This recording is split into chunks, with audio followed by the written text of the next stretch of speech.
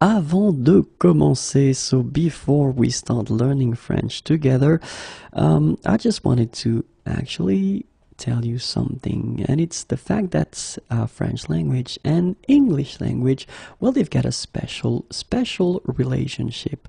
Well, the first thing that, of course, you probably know, like many other languages, French tend to take quite many new words from English, so these are called les néologismes, okay?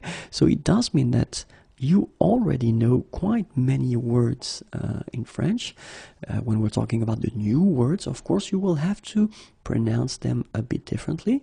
And the second thing that you should keep in mind, maybe you don't know that already, but until the 14th century, approximately 10,000 words were introduced into English language, and they were coming from French and Norman. So what does it mean? It does mean that you know a lot, and really I mean a lot, of French words already if you master English. If it's your mother tongue, then it's quite good for you. If it's not your mother tongue, then you will encounter, while we do this series of videos, many words that you already know because you've been learning them already in English.